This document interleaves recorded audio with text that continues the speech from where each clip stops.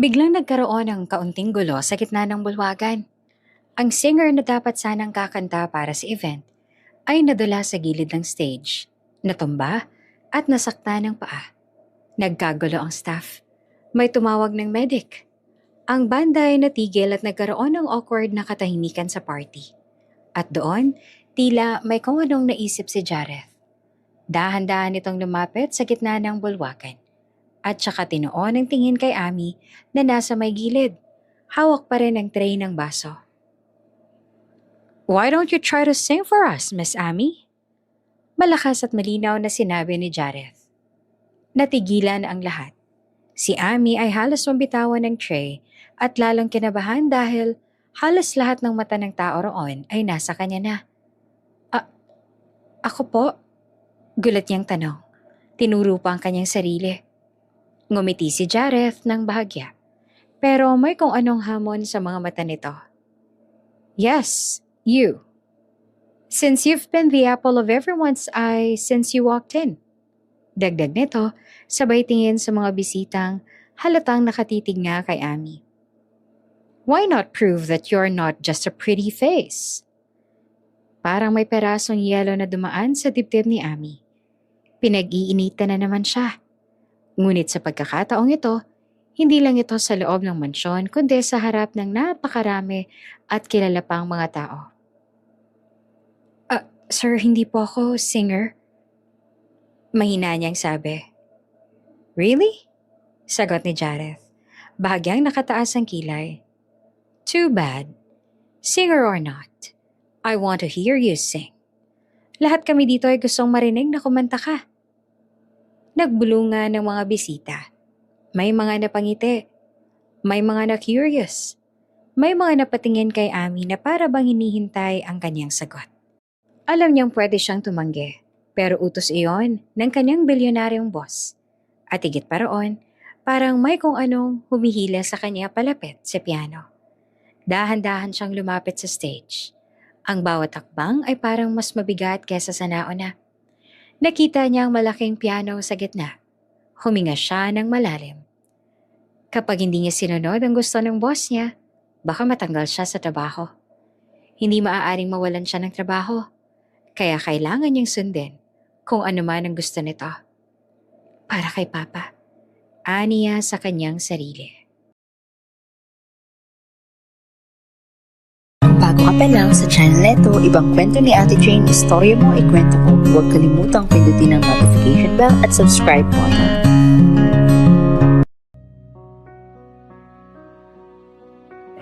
Balang araw, tatayo ako sa harap ng maraming tao, sa taas ng entablado.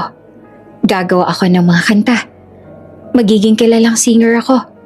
At pag may concert na ako, dapat kayo ang lagi nasa unahan. Mama, dapat kayo nasa VIP seat.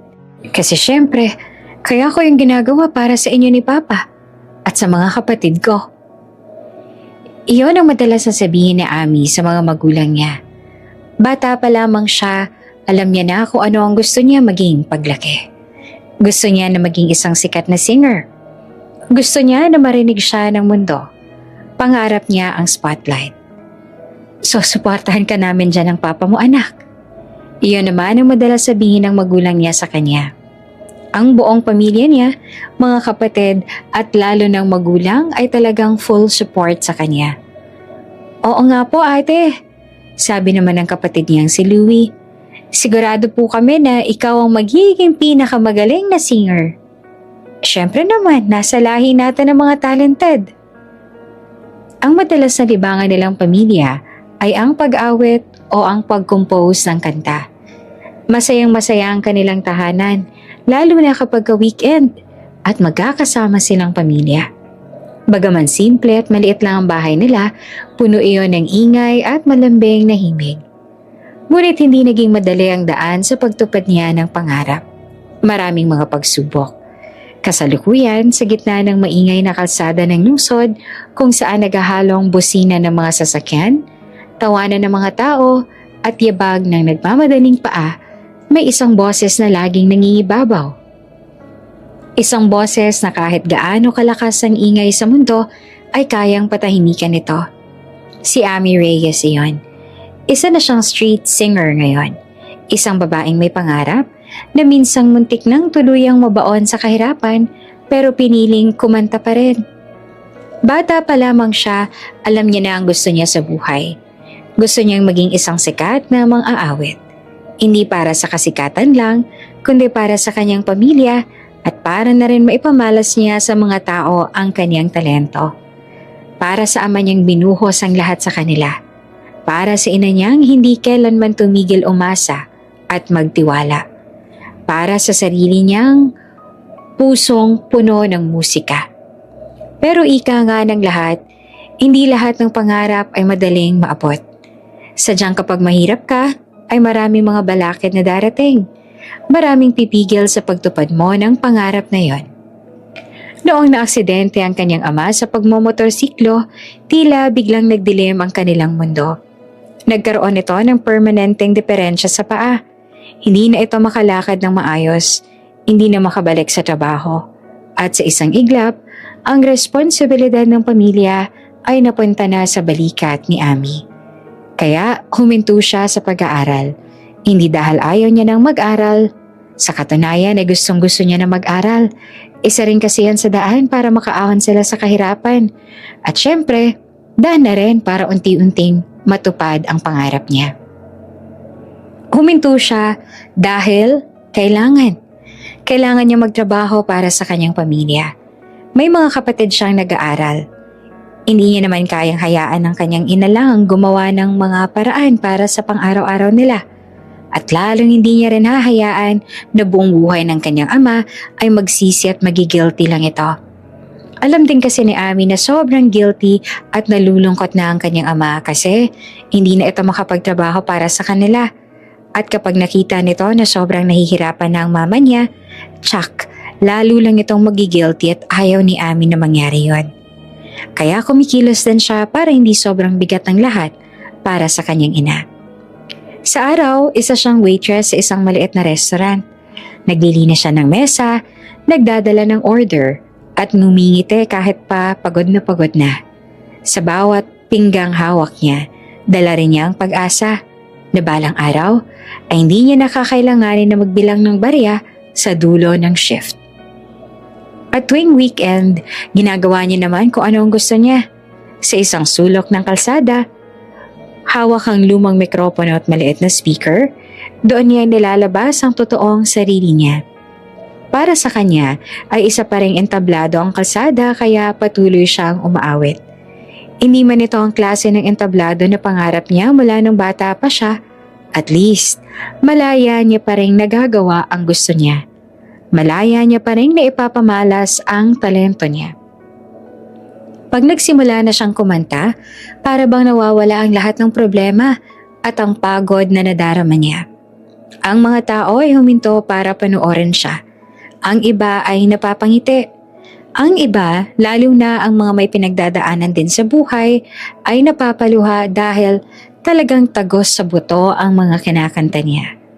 May kakaiba sa boses ni Ami. Malambing, puno ng emosyon. Parang isang anghel na umaawit. Para bang bawat nota ay may kwento. Para bang bawat kanta ay may sugat at pag-asa. Parang anghel ang boses niya.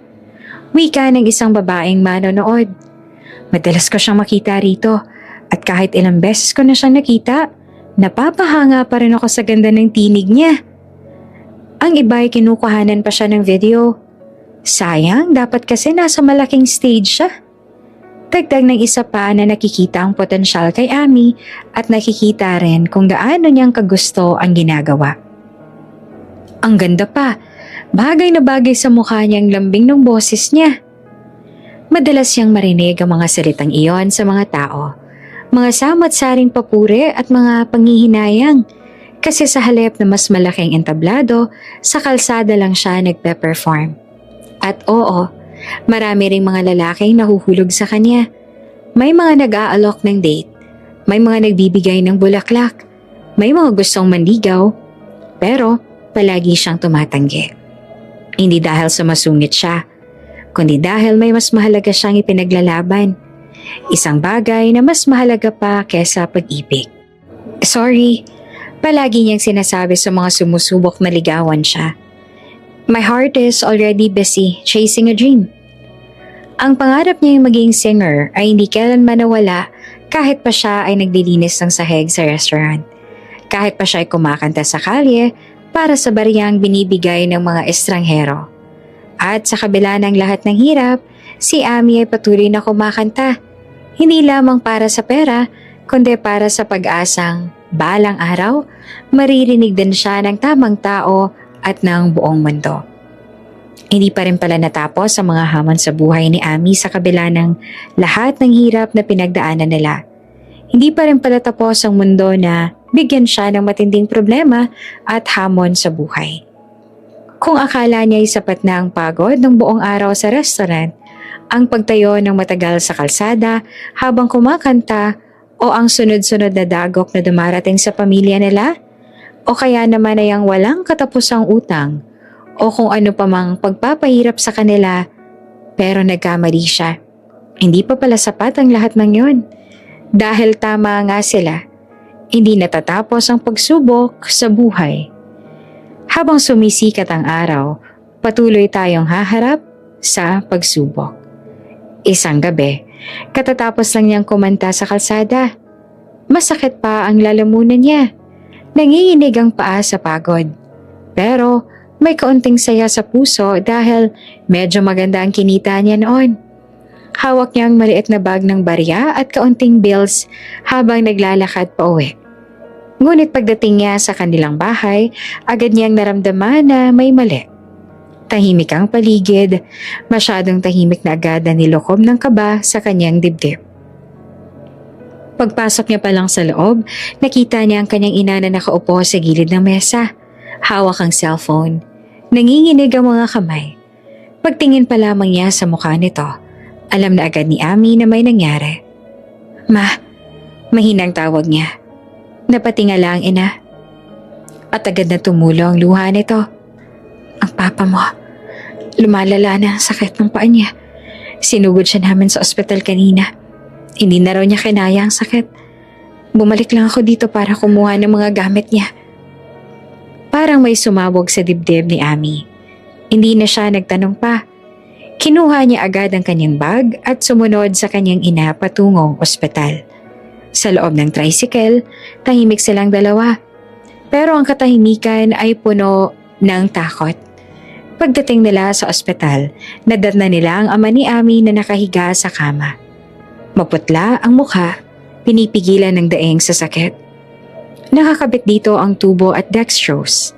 Ang kanang paa nito ay namamaga, mapula at may mga sugat na hindi na gumagaling. Lumapit si Ami sa ama at hinawakan ng kamay nito. Pa, nanginginig ang boses niya. Andito na ako. Ngumiti ng pilit ang ama. Pasensya na anak. Mukhang pabigat na naman ako. Hindi pa. Huwag mong sabihin yan. Mabilis siyang sagot. Kahit nangingilid ang luha sa kanyang mga mata. Ilang sandali pa dumating ang doktor. Miss Ami? Tawag nito. Pwede ba tayong mag-usap sandali? Sumunod si Ami at ang kanyang ina sa doktor patungo sa maliit na consultation room. Huminga ng malalim ang doktor bago nagsalita. Ang nangyari po sa paa ng iyong ama ay komplikasyon ng dati niyang injury. Paliwanag nito. Noong naaksidente siya, ilang taon nang nakalipas, nagkaroon ng matinding trauma sa buto at sa mga ugat ng paa niya.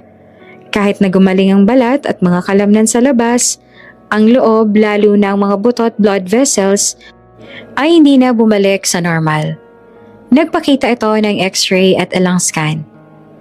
Makikita ninyo rito, itinuro ng doktor ang isang bahagi ng imahe na may tinatawag tayong chronic osteomyelitis, isang uri ng matinding impeksyon sa buto dahil sa mahinang daloy ng dugo sa paa niya.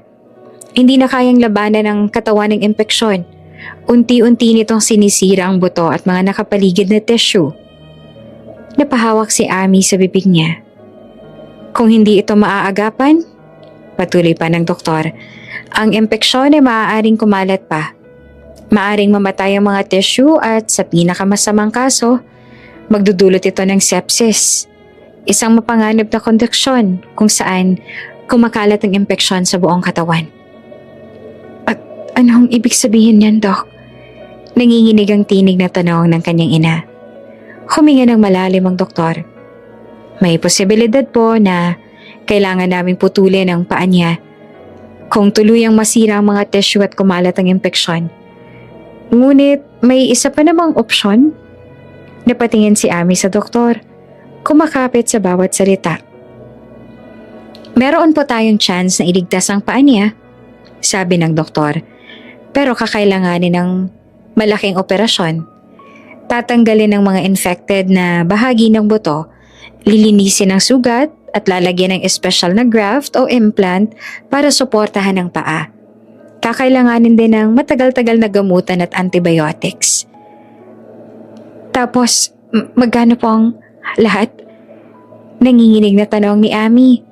Tahimik ang doktor sa loob ng ilang segundo bago nagsalita. Aabot po ito ng humigit kumulang 1,000,000 piso? Para bang gumuho ang mundo ni Ami. 1,000,000. Na hindi man lang niya kayang ipunin ang kalahati niyon kahit magtrabaho siya ng ilang taon. Ang kinikita niya ay sapat lang para sa pagkain, renta, pambayad ng utang, gamot ng ama, at matrikula ng kapatid. Napahawak ang kanyang ina sa dibdib. Dok, wala po ba talagang ibang paraan? Umiiyak na ang tanong. Ginagawa na namin ang lahat ng makakaya namin, ma'am. Sagot ng doktor.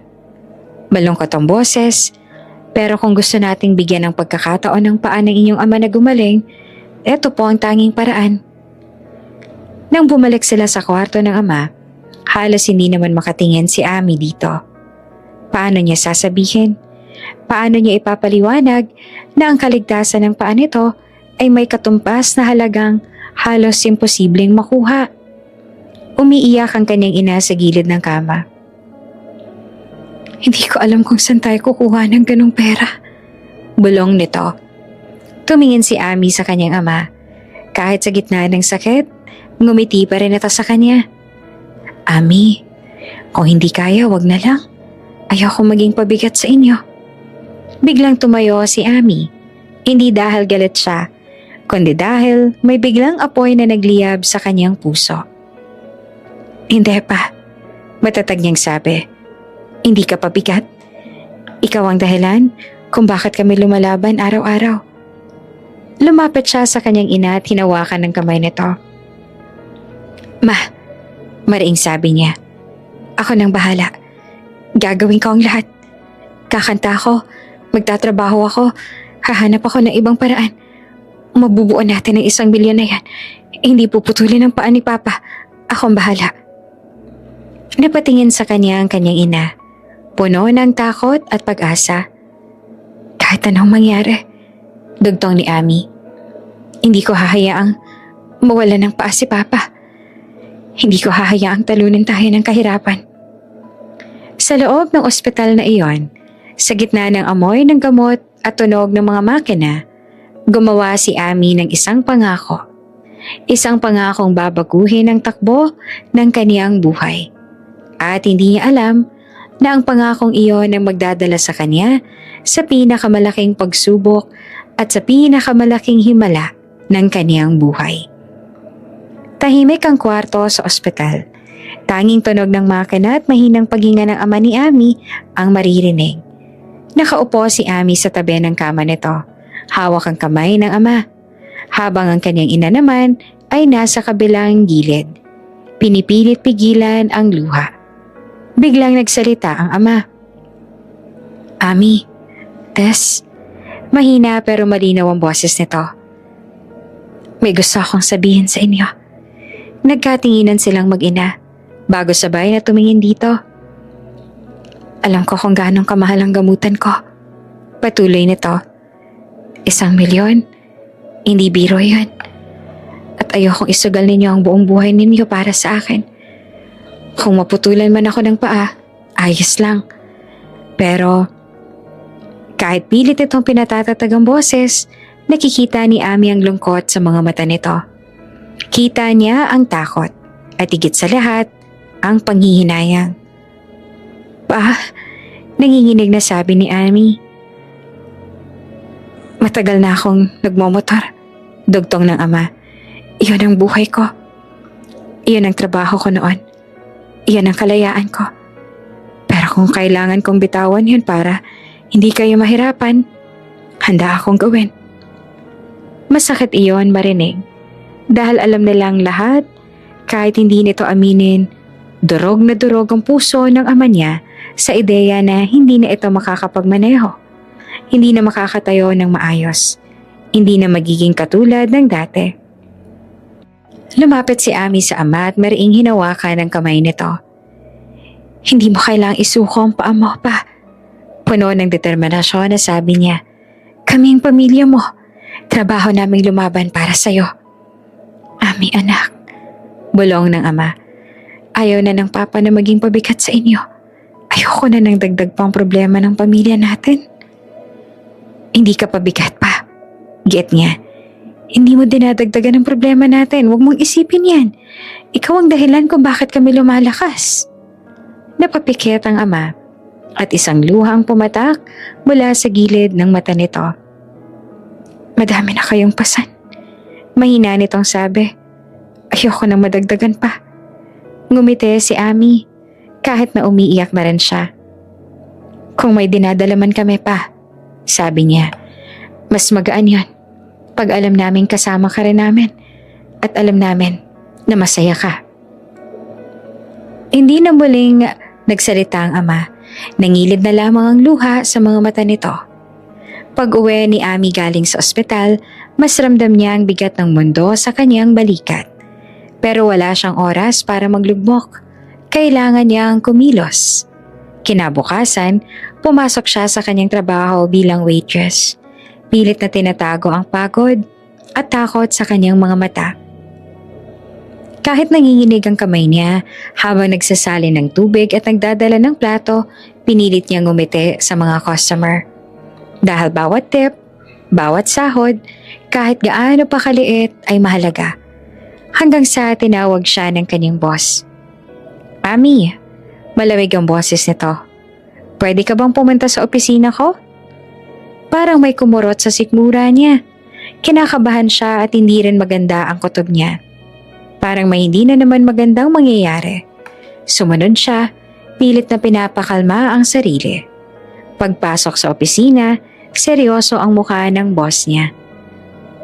Amy, kailangan ka naming i-let go.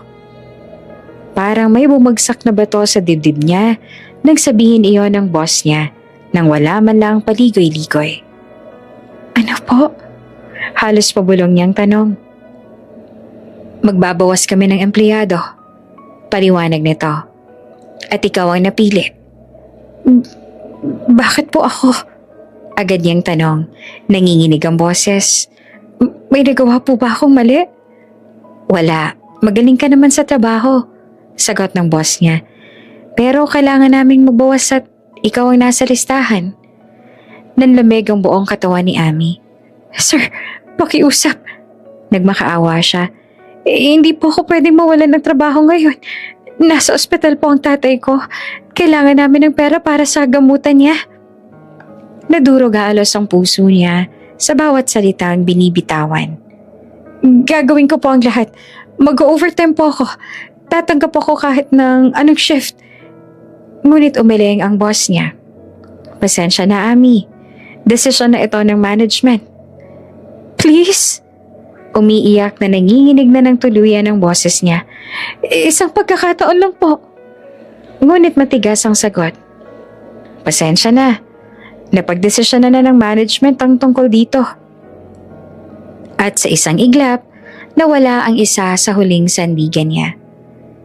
Lumabas si Amy ng opisina na parang wala sa sarili. Sa gitna ng ingay ng restaurant, sa gitna ng tawanan ng mga kumakain, pakiramdam niya ay nag-iisa siya sa mundo. Nawalan siya ng trabaho at may 1,000,000 piso pa siyang kailangang hanapin. Pero kahit na ganun, pinunasan ni Amy ang luha sa kanyang pisngi. Dahil kahit gaano kalakas ang unos, hindi siya susuko. Hindi siya susuko para sa kanyang ama, para sa kanyang pamilya, at para sa kanyang pangarap. Hindi sinabi ni Ami sa kanyang mga magulang na natanggal siya sa trabaho. Hindi niya kayang dagdagan pa ang bigat na pasa nila, lalo na't ang ama niya ay nasa ospital. At ang ina niya naman ay halos hindi na makatulog sa kakaisip kung saan sila kukuha ng 1,000,000 piso.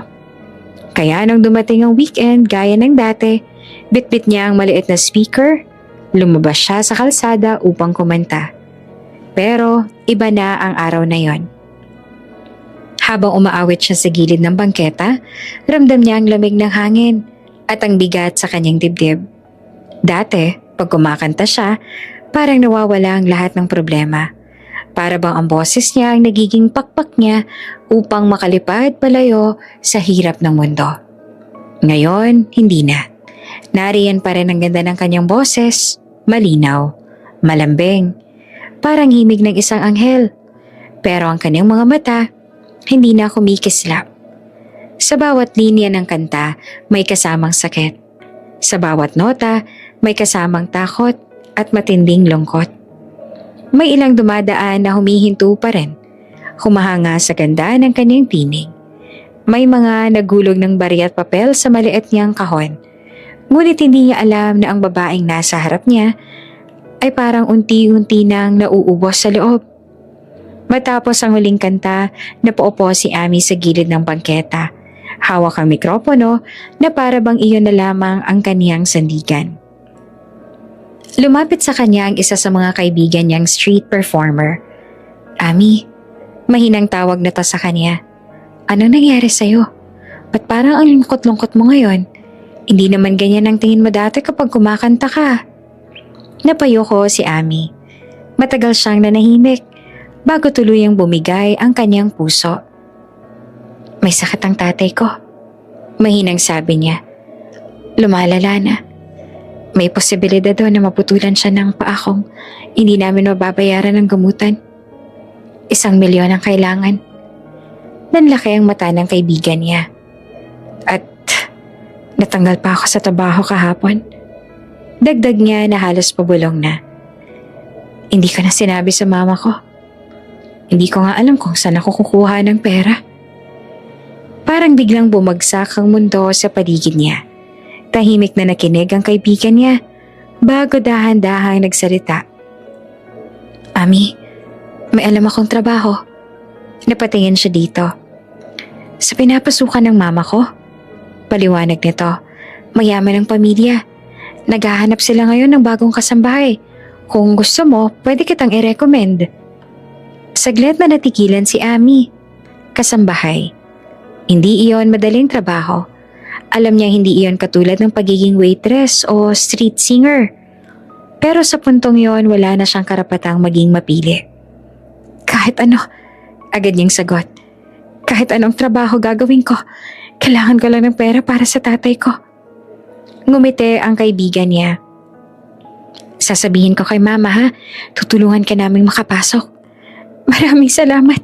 Malaking tulong yan para sa amin, lalong-lalo na sa papa ko.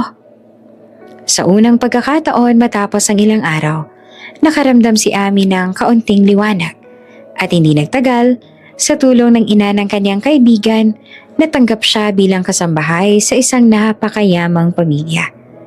Dumating ang unang araw niya sa trabaho. Nakatayo si Ami sa harap ng isang napakagarang mansyon. Mataas ang gate, malinis ang paligid at napakatahimik kumpara sa magulong kalsadang kinalakhan niya. Humigpit ang hawak niya sa maliit na bag na dala niya. Kayang-kaya mo to. Bulong niya sa sarili. Para kay Papa. Kahit hindi niya alam kung anong naghihintay sa kanya sa loob ng mansyong iyon, pumasok siya ng may matatag na loob. Dahil para kay Ami, kahit gaano kahirap ang mundo, hindi siya titigil. Hindi naging madali ang pag-adjust ni Ami sa buhay sa loob ng mansyon. Sa unang linggo pa lamang, pakiramdam niya ay para siyang naliligaw sa isang napakalaking mundo. Mahahabang pasilyo, makinang na sahig, mga kwartong parang hotel sa laki at ayos. Ibang-iba ito sa maliit nilang bahay at sa magulong kalsadang kinagisnan niya. Mabuti na lamang at nariyan si Manang Rosa. ang matandang kasambahay na siyang nagpapasok sa kanya sa trabaho. Ito ang nagturo kay Ami kung paano ang tamang pag-ayos sa mga kwarto, paano mag-serve ng pagkain, at kung paano makisama sa loob ng mansyon. Hindi mo kailangan na i-pressure ang sobrang sarili mo, iha. Palagi nitong sinasabi. Hindi mo kailangan maging perpekto kaagad. Matututunan mo rin lahat. Salamat po, sagot niya dito. At kahit papaano, naging mabait naman ang pamilyang pinagtatrabahuhan niya. Hindi sila naninigaw, hindi rin nanlalait. Pero bihira rin naman silang magkausap dahil parati silang abala sa negosyo, sa mga meeting at sa pag-alis-alis ng bansa. Kaya ang buong mansyon ay madalas tahimik. Maliban sa mga bulungan ng mga kasambahay. Isang hapon, pinatawag ang lahat ng mga maid at staff sa bulwagan.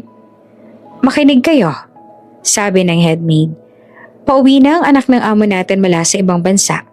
Mula ngayon, mas lalong kailangan ng maayos at perpektong serbisyo." Biglang nag-iba ang hangin sa paligid. Narinig ni Ami ang pabulong na usapan ng mga kasambahay. Mga halatang kabado, mga buntong hininga. Naku, uuwi na naman siya. Sana hindi niya na mapansin ang kahit anong mali. May natanggal na naman siguro. Napakunot ang noo ni Ami sa narinig. Hindi niya napigilang lumapit kay Manang Rosa. "Manang?" Mahina niyang tanong. "Bakit parang takot na takot po sila? Sino ho ba yung anak ng amo?" Napapuntong hininga ang matanda. "Si Sir Jareth Alvarez," sabi nito. "Masungit ang batang yun, iha. Matalas ang mata. Kahit maliit na pagkakamali, napapansin niya.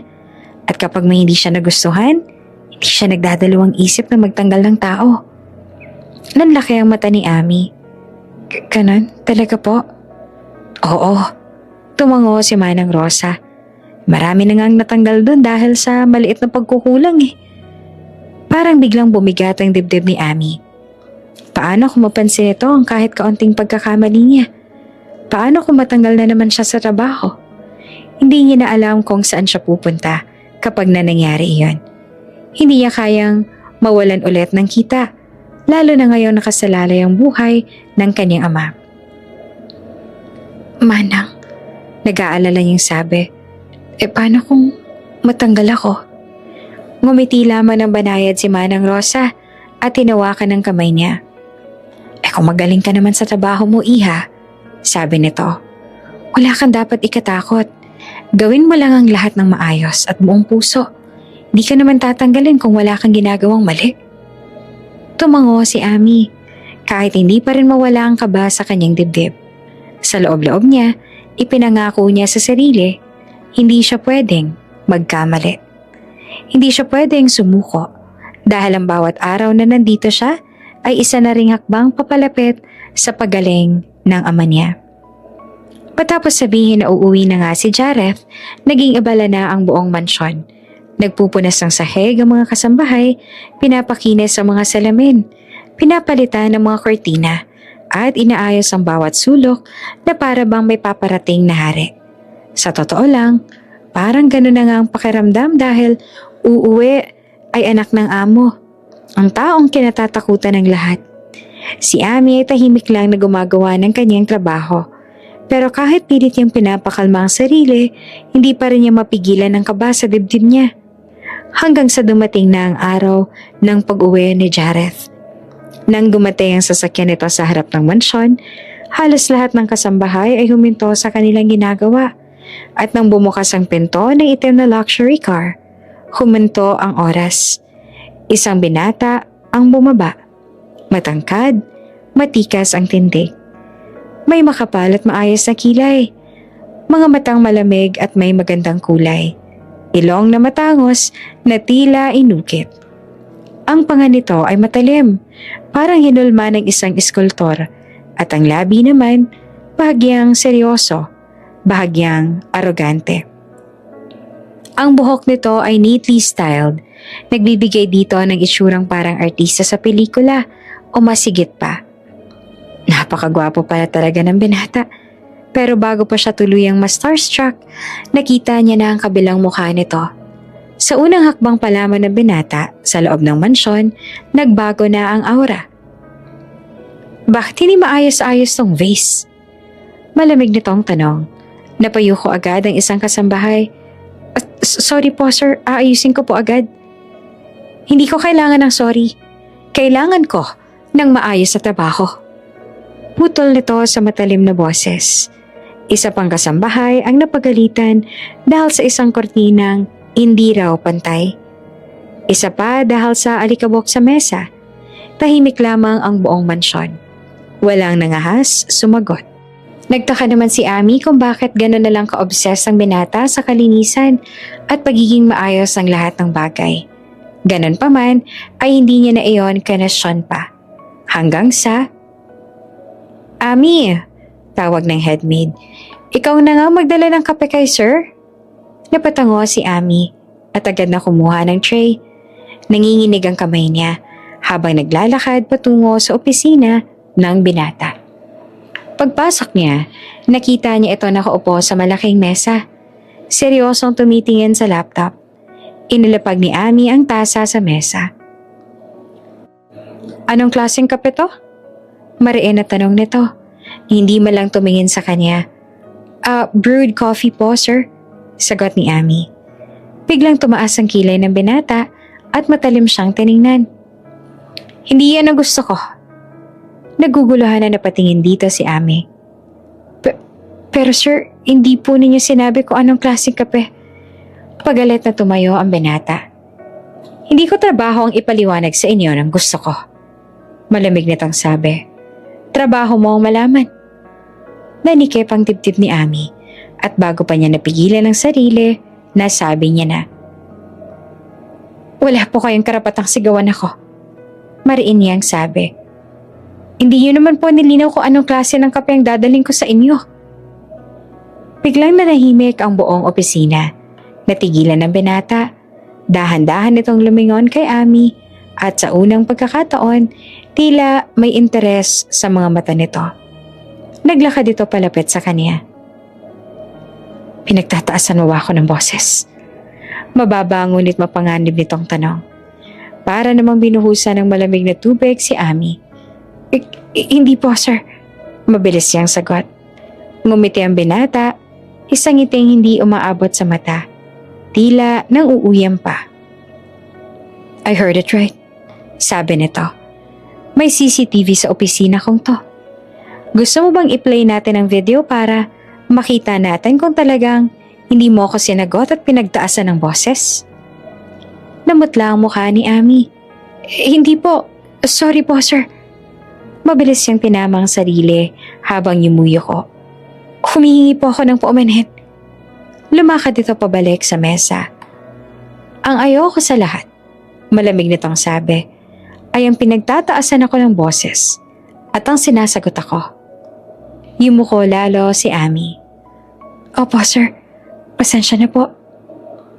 Pero sa kabila ng kanyang pagyuko, hindi niya napigilan ang pabulong na sabihin.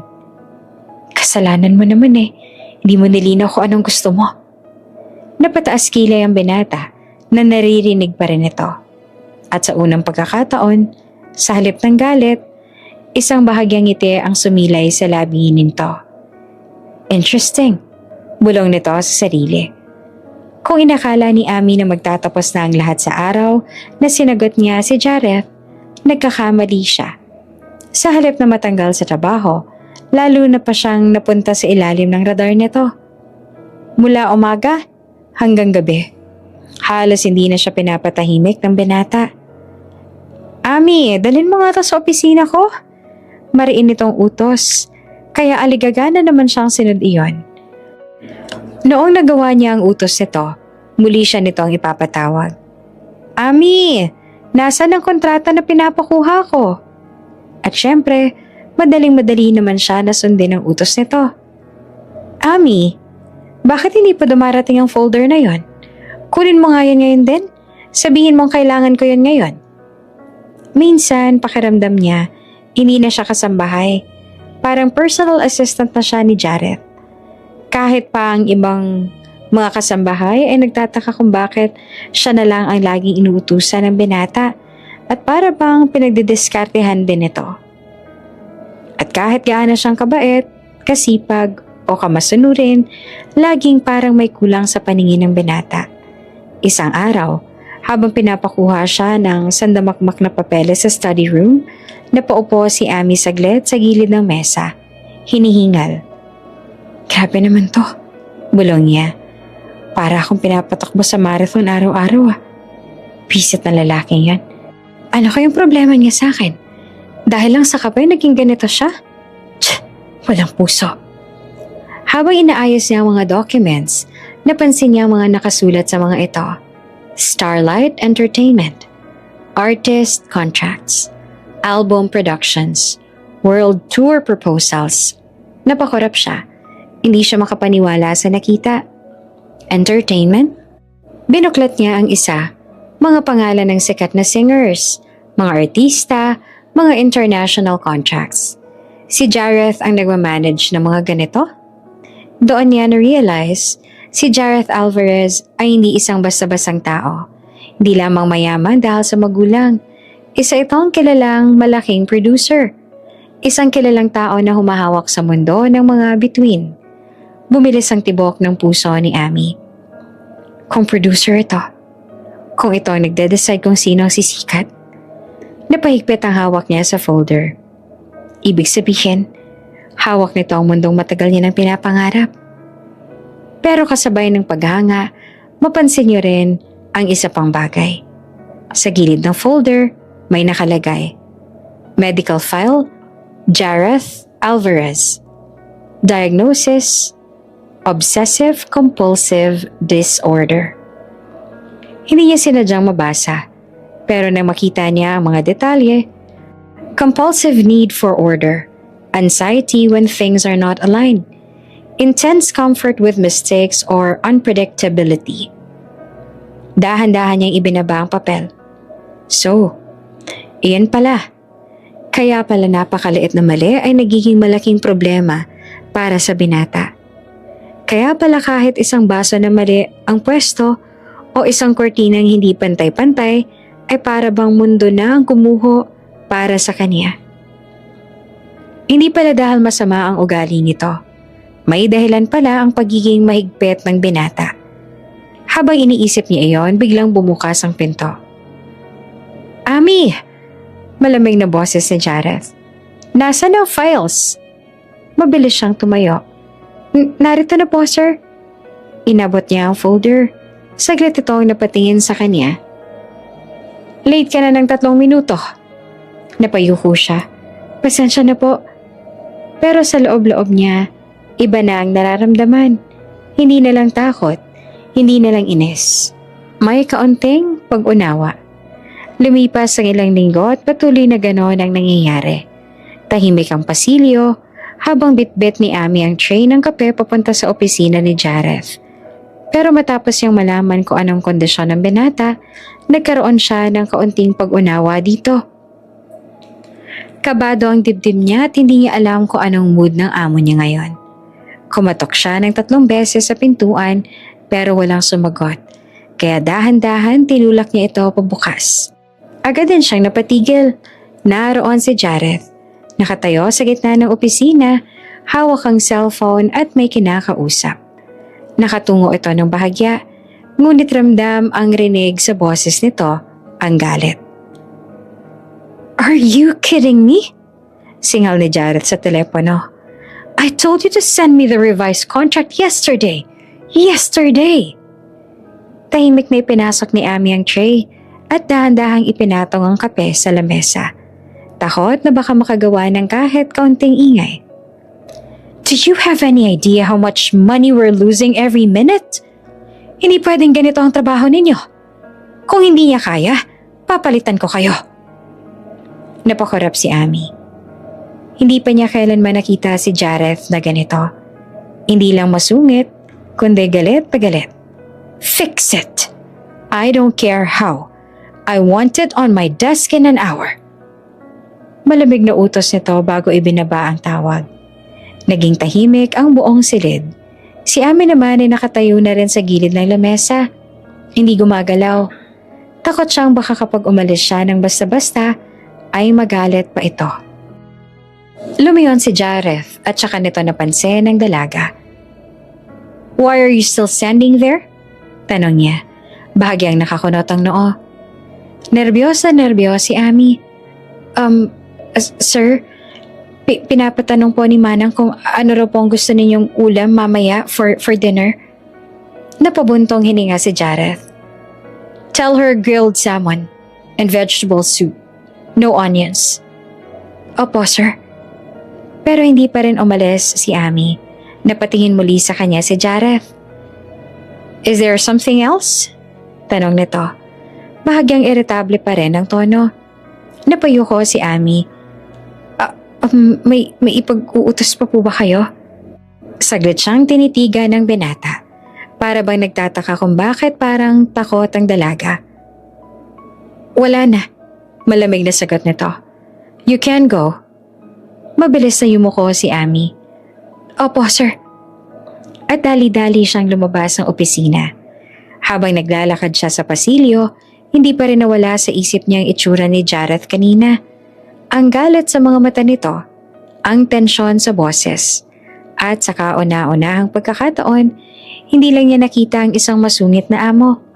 Nakita niya ang isang lalaking puno ng pressure, responsibilidad at mga bagay na hindi kayang ayusin kahit gaano pa nitong gustuhin ang pagiging perpekto. Sa lumipas na araw ay lalo pang naging abala ang lahat dahil may gaganapin daw na party sa isa sa mga hotel na pag-aari ng mga Alvarez. At kabilang silang mga kasambahay sa tutulong sa paghahanda roon. Hanggang sa sumapit na ang araw na yon at hindi pa rin magkanda-o-gaga ang mga tao. Puno ng ilaw at halakhaka ng buong hall ng hotel ng mga Alvarez ng gabing iyon. Isang ingranding charity and business party ang ginaganap. Mga politiko, mga artista, negosyante at mga kilalang personalidad ang naroon. Ang bawat sulok ay parang eksena sa isang pelikula. Kristal na mga chandelier, mahahabang mesa na puno ng mamahaling pagkain, at mga bisitang nakagown at tuxedo. Isa si Ami sa mga naka-uniforming staff na abalang nag-serve ng alak at appetizers. Pero kahit gaano siyang kaabala, ramdam niya ang mga matang nakatingin sa kanya. Mula nang pumasok siya sa bulwagan kanina, napapansin niyang may mga lalaking napapalingon. May mga babaeng nagbubulungan at kahit ilang mga bisita ay napatigil sa pag-uusap kapag dumadaan siya. Hindi dahil sa uniforme na suot niya, kundi dahil sa kanya. Simple lang naman ang ayos ni Ami. May malinis na buhok na nakatali sa likod, kaunting lip tint at payak na ngiti. Pero kahit na ganoon, may kakaibang liwanag naman sa kanya. Para bang hindi siya kasambahay o taga-serve, kundi isang dalagang hindi kabilang sa ganitong mundo. At sa kabilang dulo ng bulwagan, naroon si Jareth. Tahimik lang ito nakatayo, may hawak na baso ng alak, kausap ang ilang business partners. Ngunit sa kabila ng abalang usapan, paulit-ulit pa rin ang pagtingin nito kay Ami. Hindi nito maintindihan kung bakit. At hindi rin ito gustong aminin na may kung anong kirot sa dibdib nito tuwing nakikita nito na may ibang lalaking mga nakatitig sa dalaga. Biglang nagkaroon ng kaunting gulo sa gitna ng bulwagan. Ang singer na dapat ay kakanta para sa event ay nadula sa gilid ng stage, natumba at nasakta ng paa.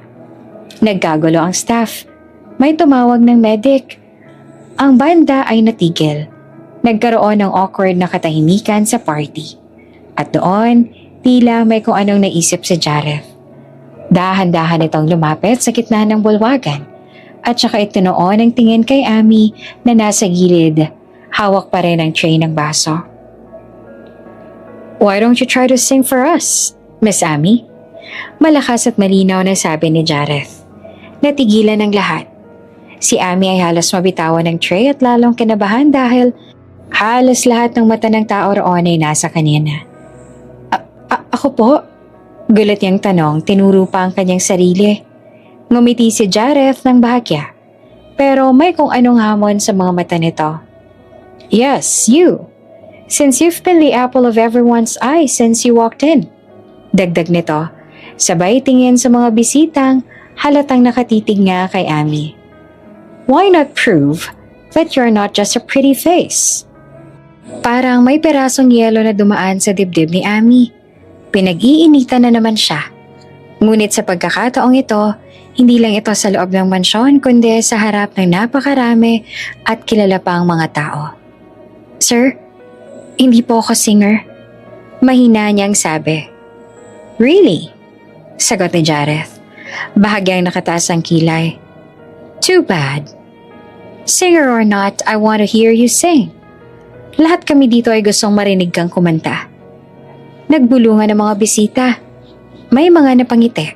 May mga na-curious. May mga napatingin kay Ami na parang hinihintay ang kanyang sagot. Alam niyang pwede siyang tumanggi. Pero utos iyon ng kanyang bilyonaryong boss. At higit pa roon, parang may kung anong humihila sa kanya palapit sa piano. Dahan-dahan siyang lumapit sa stage. Ang bawat hakbang ay parang mas mabigat kesa sa nauna. Nakita niya ang malaking piano sa gitna. Huminga siya ng malalim. Kapag hindi niya sinunod ang gusto ng boss niya, baka matanggal siya sa trabaho. Hindi maaaring mawalan siya ng trabaho kaya kailangan niyang sundin kung ano man ang gusto nito.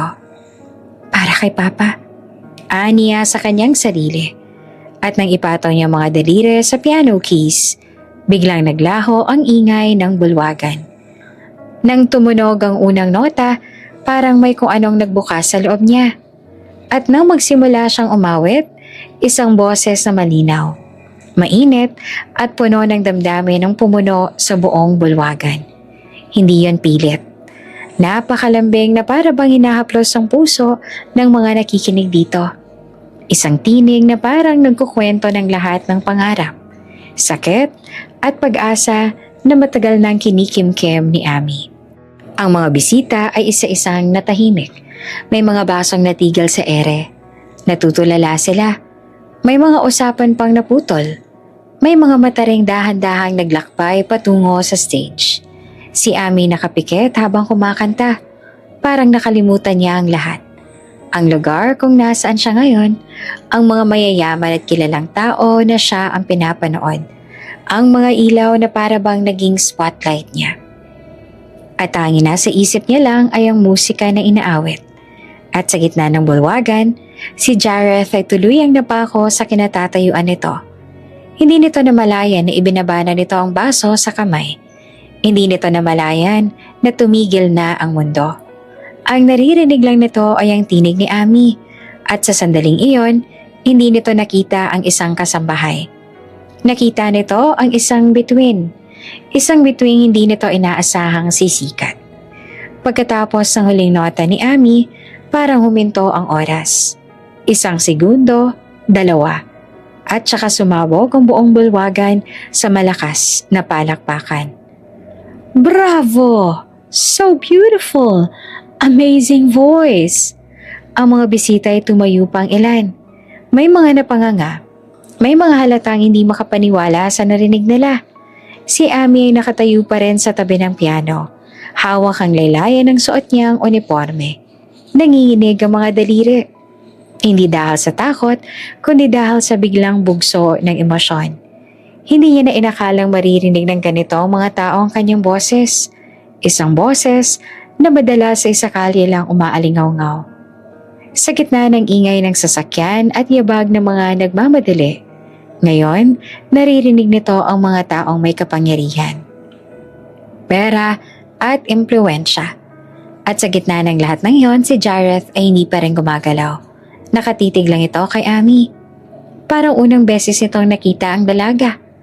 Ang mga mata ng bilyonaryo na sanay sa malamig na panghusga, sa kritikal na pagtingin sa mga artist at performers ngayon, ay puno ng isang bagay na bihira sa kanya, paghanga. At siguro, pagkabigla. Dahan-dahang yumuko si Ami sa mga bisita. Siya kaagad na bumaba ng entablado. Parang gusto niyang magtago. Lumapit siya kay Manang Rosa na nasa gilid ng bulwagan. Namumula ang pisngi. Anak, grabe! Bulong ni Manang Rosa, hawak ang kanyang kamay. Napakaganda ng boses mo. Para kang isang anghel. Hindi lang pala mukhang pinagkaloob sa'yo ng Diyos, pati rin pala talento sa pagkanta. Napangiti si Ami, may halong hiya at pasasalamat. Salamat po, Manang. Pero kahit sinubukan niyang ngumiti, ramdam pa rin niya ang bigat sa dibdib. Dahil sa kabila ng palakpakan, parang may mali.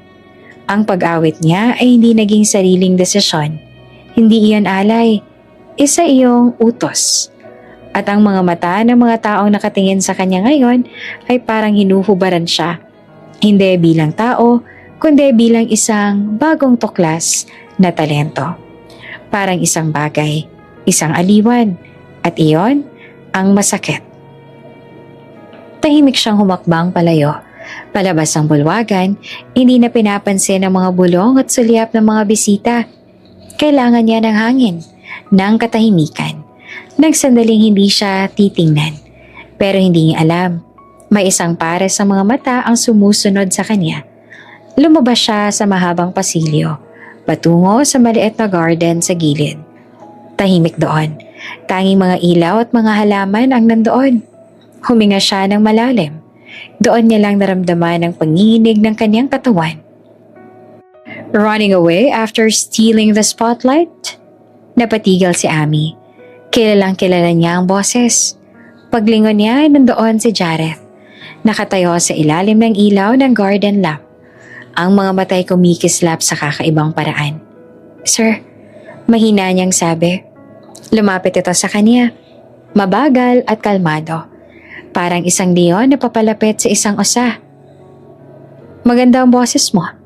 Sarcastic ko nitong sabi. And don't get me wrong. I have eyes for talent. Hindi gumalaw si Ami. Hindi niya alam kung dapat siyang magpasalamat o mag-ingat. Pero, tanong niya hindi napigilan na magtaas ang tingin. Bahagyang umiti si Jareth. Walang pero. That was truly amazing. Hindi ko inaasahan ng ganong tinig mula sa isang kasambahay. Tumibok ng malakas ang puso ni Ami. Hindi ko po ginusto ang nangyari. Mahinang sabi niya. Ipinahiya niyo po ako sa harap ng lahat. Biglang nag-iba ang titig ni Jareth. Pinahiya? Ulit niya. I gave you a stage. Hindi po. Mariin niyang sagot. Ginawa niyo akong palabas. Nagtagal ang katahimikan sa pagitan nila. Ang hanging dumaan ay naglaro sa buhok ni Ami. Si Jareth ay hindi agad nagsalita. Pero sa unang pagkakataon, parang hindi na ito sobrang confident at full of arrogance. Matapos ang gabing yon sa party, tila nagbago ang ihip ng hangin sa mansyon. Hindi na muli nakita ni Jareth si Ami sa paligid. Noon, kahit pa iniiwasan ito ng dalaga, paminsan-minsan ay nasisilayan pa rin ito si Ami sa kusina, sa pasilyo, sa hardin. Ngunit ngayon para bang sinadya ni Ami na hindi na siya makita. At kung sakaling magkasalubong man sila, agad itong lilihis ang daan o yuyuko na lamang.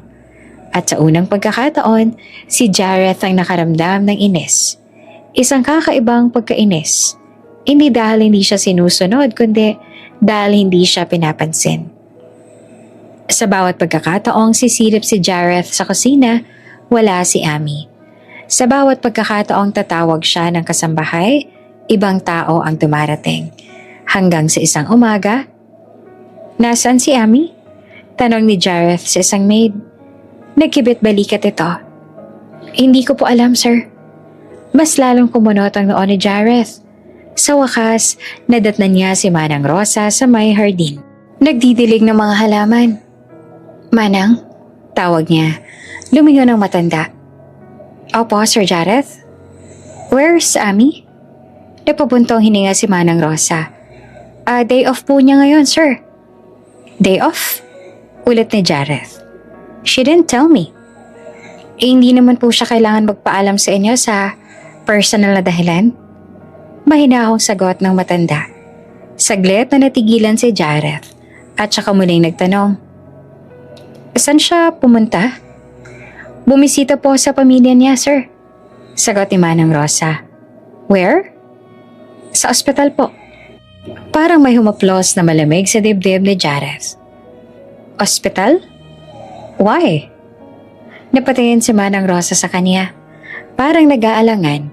Pero maya-maya pa ay bumuntong hininga ito. Ang ama po kasi ni Ami, sir, matagal nang may sakit sa paa. Nahalinhan ng kuryosidad ang mukha ng binata.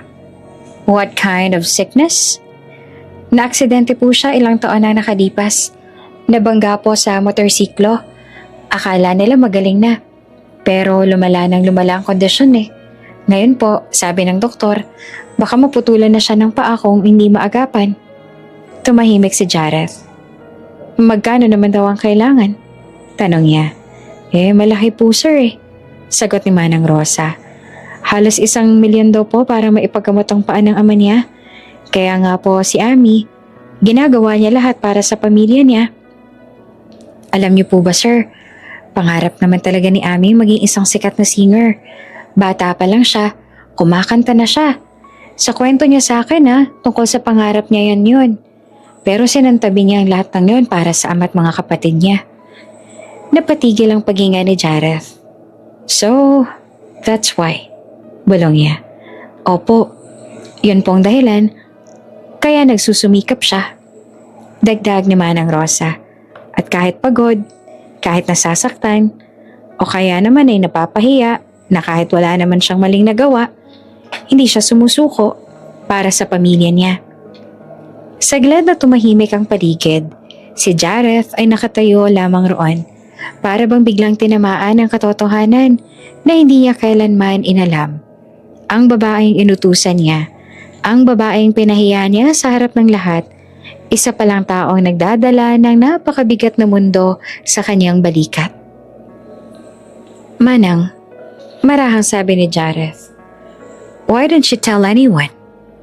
Ngumiti ng malungkot ang matanda. Ganyan po si Ami sir eh. Hindi siya marunong humingi ng tulong. Mas gusto niyang siya na lang ang umako ng lahat. At sa sandaling iyon, may isang bagay na nagbago sa loob ni Jareth. Isang bagay na hindi niya inaasahang maramdaman.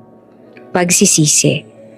Hindi mapakali si Jareth matapos ang lahat ng narinig niya mula kay Manang Rosa. Parang may humihila sa kanya. Isang pakiramdam na hindi niya maipaliwanag. Kaya bago pa niya mapigilan ang sarili, nasa loob na siya ng kanyang kotse, patungo sa ospital kung saan naka-admit ang ama ni Ami. Pagdating doon ni Jareth, lumapit siya sa receptionist. Good afternoon. Malamig ngunit maayos yung sabi. I'm looking for Mr. Reyes. He was admitted recently. Tumingin sa computer ang babae. May I know your relation to the patient, sir? I'm a friend of the family. Sagot ni Jareth. Diretso ang tingin. Sandaling nag-alanga ng receptionist.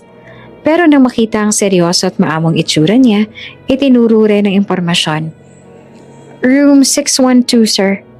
Tumango si Jareth at naglakad patungo sa nasabing kwarto. Pagdating niya sa bukas sa pinto, natigil ang mundo niya. Sa loob, nandoon si Ami. Nasa gilid ng kama ang dalaga. Hawak ang kamay ng ama. Habang ang ina naman at mga kapatid nito ay nakaupo sa paligid. May maliit at banayad na ngiti sa labi nito habang umaawit. Hindi iyon ang malakas at matapang na Ami na kilala niya sa mansyon. Ito ay isang Ami na puno ng lambing at punong-puno ng pagmamahal. And I'll be your crying shoulder. Pag-awit ni Ami sa napakalambing na tinig. I'll be love suicide. Napapikit ang ama ni Ami. Tila gumagaan ang paghinga sa bawat pag-awit ng anak. Maging ang ina at mga kapatid ng dalaga ay nakangiti habang pinapakinggan si Ami. Ang ganda talaga ng boses mo, nak. Mahinang sabi ng ama ni Ami. Kapag naririnig kita, parang nawawala ang sakit ko. Ngumiti si Ami, pinipigilan ng luha. Kakatahan ko po lagi kayo, Papa. Sa sandaling iyon, hindi na makagalaw si Jareth sa kinatatayuan niya. Ang tibok ng puso niya ay bumilis hindi dahil sa kaba, kundi dahil sa kung anong init na gumapang sa kanyang dibdib. Ang ngiti ni Ami, ang pagmamahal nito sa pamilya, ang boses nitong tila humahaplos sa kaluluwa, ay para bang may bahagi sa loob ni Jareth na matagal nang tulog. Ngayon lamang nagising. Dahan-dahan siyang umatras. Ayaw sirain ang sandaling yon. Ngunit tila naramdaman ni Amy na may nanonood dito. Napatingin ito sa pintuan. Saktong nakatalikod na roon si Jareth at nagmamadaling maglakad. "Papa, sandali lang po," sabi ng dalaga bago tumayo. "Parang may nakita po ako eh." Nang makita ni Amy na wala namang ibang tao roon, ay bumalik na ito sa loob ng silid. Samantalang, mabilis naman ang paglakad ni Jareth. Halos tumakbo palayo sa hallway. Pagdating sa lobby, huminto siya saglit. Hinabol ang sarili niyang paghinga. Pagkatapos ay muli siyang lumapit sa receptionist. "Excuse me," sabi niya. "I'd like to ask about Mr. Reyes' condition." Tumingin muli ang babae. "Sir, you said you're a friend?" "Yes." "Well, his case is serious po." Mariin na paliwanag nito. "Severe post-traumatic infection. The injury from years ago didn't heal properly. The bone is already affected. If we don't perform surgery soon, there's a high chance of amputation." "Magkano?" Diretso niyang tanong. "About 1 million pesos, sir, for the operation and hospitalization." Napatitig si Jareth sa sahig. 1 million. Ulit niya. Isang halagang hindi kayang pasanin ng isang street singer at isang pamilyang naghihirap. Nag-angat siya ng ulo. "I'll take care of it," matatag niyang sabi. "Process everything. I'll have my secretary coordinate with the hospital for the payment." Nanlaki ang mata ng receptionist. "Sir, are you sure?" "Yes." At sa sandaling iyon, hindi niya iniisip kung tama o mali. Ang alam lang niya, hindi niya hahayaang mawala ang ngiting nakita niya sa labi ni Amy. At hindi niya hahayaang mag-isa si Amy sa laban na ito. Hindi rin alam ni Jareth kung bakit niya ba ginawa yun.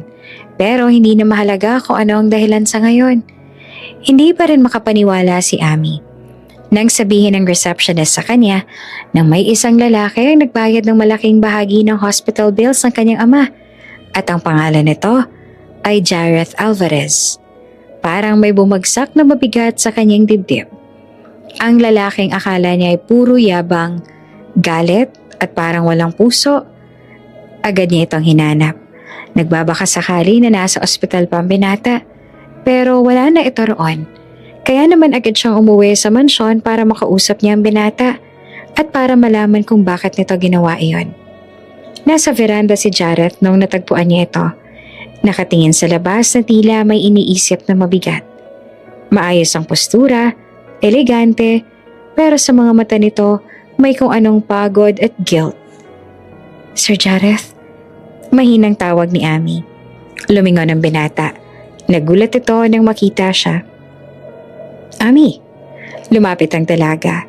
Pilit kinokontrol ang emosyon sa dibdib. "Bakit mo ginawa yun?" Diretsong tanong niya.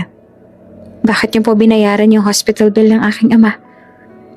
Tahimik si Jareth sandali, then he sighed. "I made a mistake," sabi nito na mababa ang boses. "And that is the only way I know to apologize." Napakunot noo si Amy. "Hindi niyo po kailangan gawin yon. Hindi ko naman po hinihingi." "I know," mabilis na putol ni Jareth. "But I needed to do it. Hindi ako patatahimikin ng konsensya ko kung hindi ko gagawin yan." Tumingin ito sa mata ng dalaga. "I embarrassed you. I humiliated you in front of everyone at that party. I used your talent like it was something I could just play with. And I hated myself for that."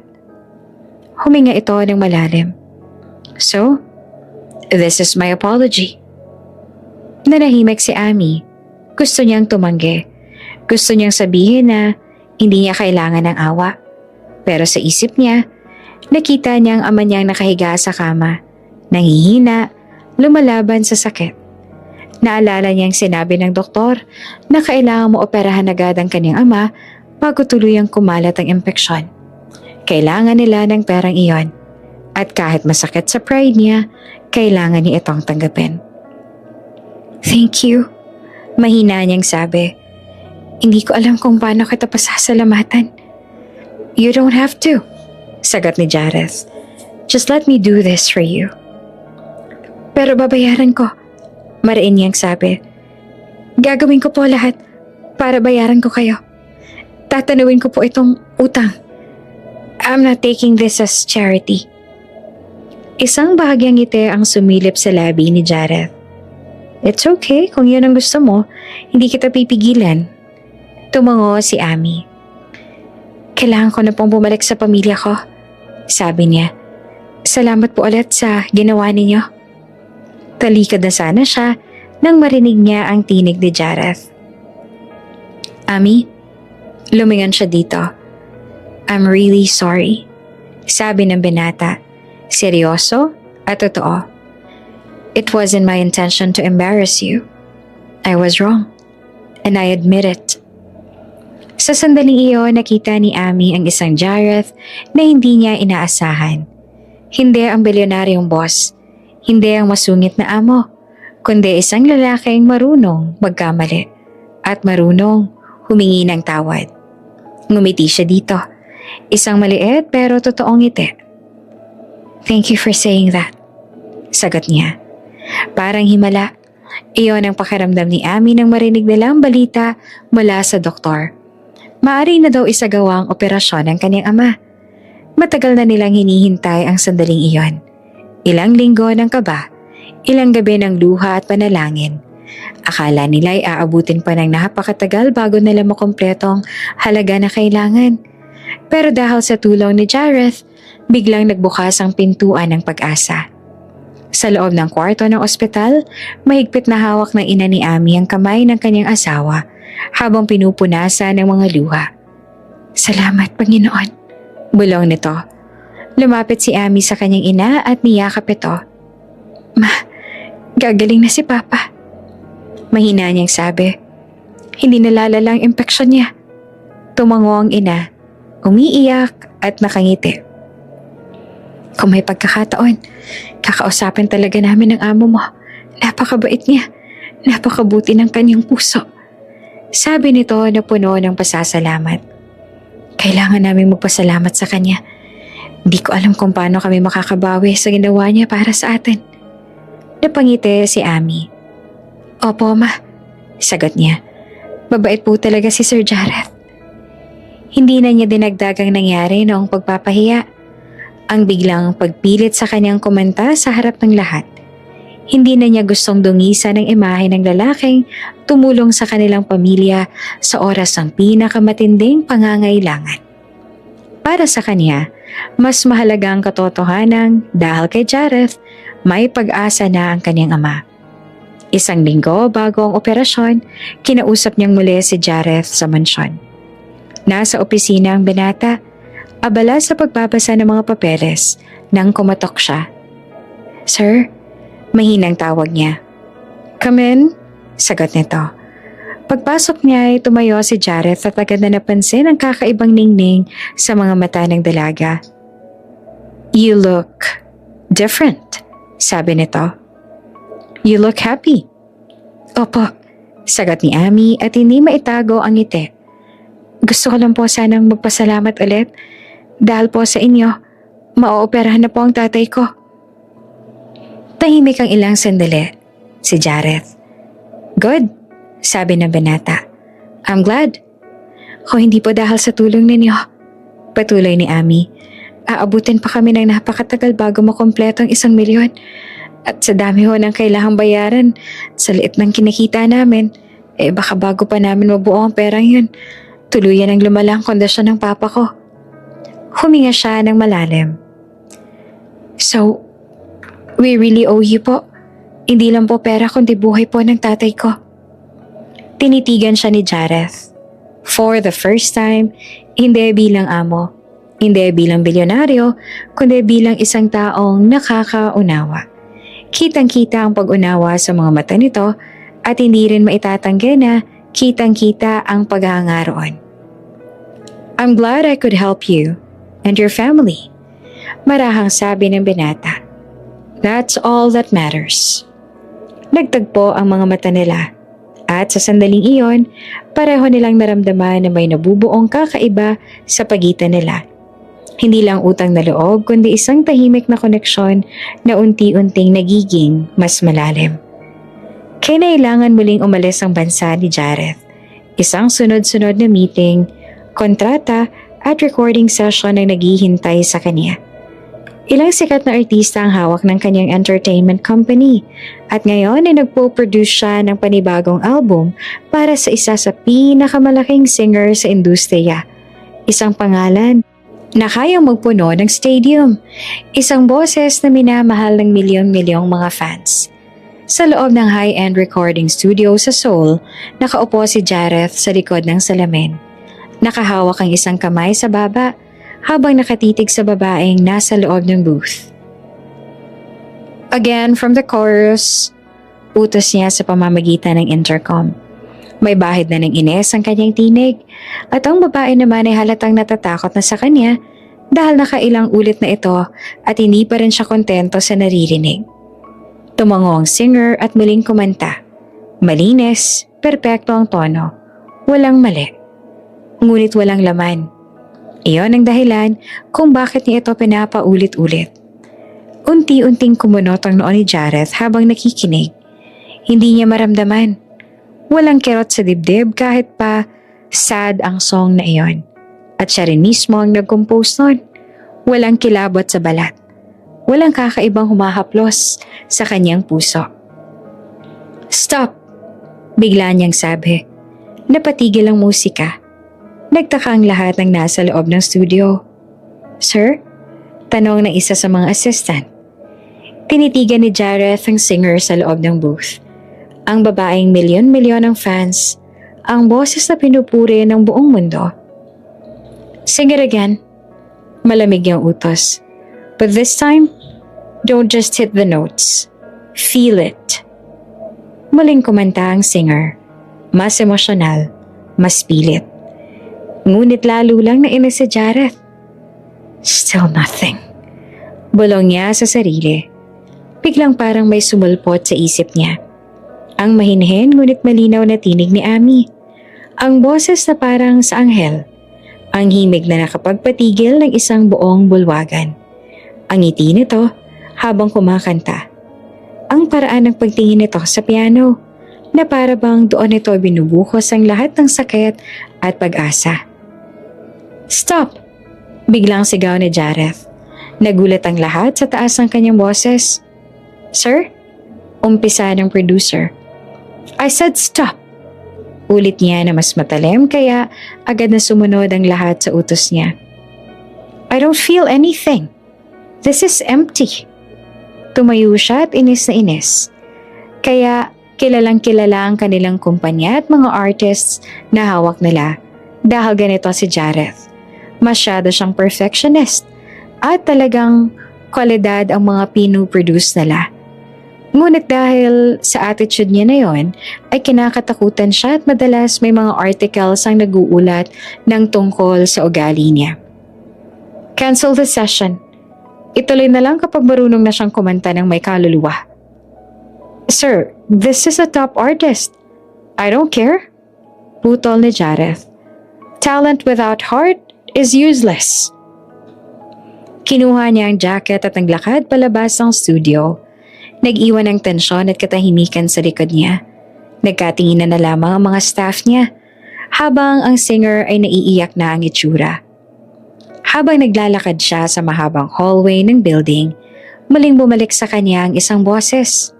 Malinis, maganda, at puno ng damdamin. Ang tinig ni Ami. At sa unang pagkakataon, sa mahabang panahon na pagtanto ni Jareth. Hindi ang mga sikat na artista, group, o mga awit ang hinahanap niya. Hindi ang perpektong nota, kundi ang tinig na kayang gumising ng kaniyang puso. Hindi pa man bumabalik si Jareth sa Pilipinas, dala niya na ang isang desisyon na hindi na mababago. At matapos nga ang mga napagtanto ni Jareth, nagpasya siya na bumalik sa Pilipinas kahit pa marami siyang mga kailangang gawin. Sa loob ng eroplano, nakatingin siya sa bintana sa ulap na tila walang hanggan. Ngunit sa isip niya, isang tinig lang paulit-ulit na umaalingaw-ngaw. At isang imahe lang ang kanyang nakikita at iyon ay ang maamong muka ng dalaga. Hindi niya maipaliwanag kung bakit. Pero sa lahat ng boses na naririnig niya, mula sa Grammy winners hanggang sa underground legends, iisa lang ang bumabalik sa kanya. Isang simpleng dalaga sa mansyon na kumanta hindi para sa pera, hindi para sa kasikatan, kundi para sa pamilya at sa sariling pangarap. Hindi agad siya umuwi sa mansyon pagkadating niya sa Pilipinas dahil may mahalaga pa siyang kailangang ayusin. Ngunit bago pa man sumapit ang gabi, naroon na siya sa harap ng malaking gate ng Alvarez Residence.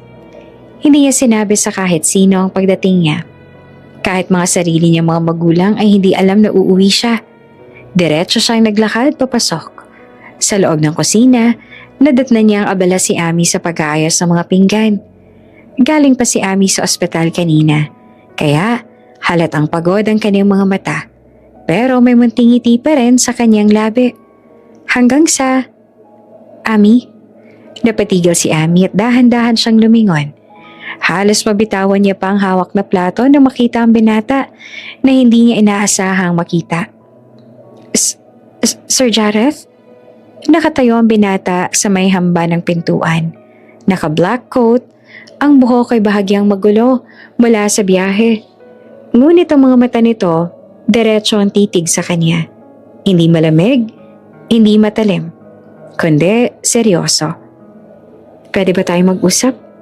Tanong nito sa kanya. Kinabahan si Ami. Iniisip niya na baka may hindi na naman siya magandang nagawa kaya naman ay napakaseryoso ng mukha nito. Opo, sige po. Lumabas sila sa maliit na garden sa likod ng mansyon. Tahimik ang paligid. Ang mga ilaw sa hardin ay nagbibigay ng malamlam na liwanag at ang hangin ay may dalang samyo ng mga bulaklak. Lalo pa iyon na nagpadagdag sa kaba niya. Saglit na hindi nagsalita si Jareth. Akala ko po nasa Korea kayo, sabi ni Amit binabasag ang katahimikan. Bumalik ako dahil sa'yo. Napasinghap siya. Po? Huminga ng malalim si Jareth. Tila inaayos ang mga salita sa isip. After that recording session, I realized something. I've been producing music for years. I've heard hundreds of voices. Pero none of them felt right. Tumingin ito kay Ami. But when you sang, I felt something I haven't felt in a long time. Nanlaki ang mga mata ng dalaga. Sir, ako po, kasambahay lang. Hindi. Putol ni Jareth. You're not just a maid. You're a singer. A real one. Natahimik si Ami. I want to offer you something. Dugtong nito. I want you to sing for one of our releases this year. Parang tumigil ang mundo para kay Ami. Po? Mahina niyang tanong. Sir, baka po nagbibiro kayo. I'm not. Lumapit si Jareth ng kaunti. I own an entertainment company. I produce albums. I decide whose voices get heard. And I want your voice to be heard. Nanginig ang kamay ni Ami. Bakit po ako? Halos pabulong niyang tanong. Marami naman pong mas magaling, mas kilala, mas may malaking chance na kumita. Ngumiti ng bahagya si Jareth. Isang ngiti na bihira niya lang makita mula dito. Because you're not trying to impress anyone. You sing because you have something to say. Pangarap ko po talaga yan. Mula bata pa ako pero hindi ko naman po inakala na mangyayari pa. I'm giving you the chance, sabi ni Jareth. Not because I pity you, but because I believe in your talent. Naghalo ang takot at saya sa dibdib ni Ami. Pero sir, pamilya ko po. Ang ama ko po hindi pa po siya lubusang magaling. Kailangan ko pong magtrabaho. Everything will be arranged, sagot ni Jareth. This won't interfere with your work here. And we'll start slowly. Studio sessions, vocal coaching, one song. Just one. Totoo po ba ito? Mahina niyang tanong. Yes, sagot ni Jareth. And I don't make empty offers.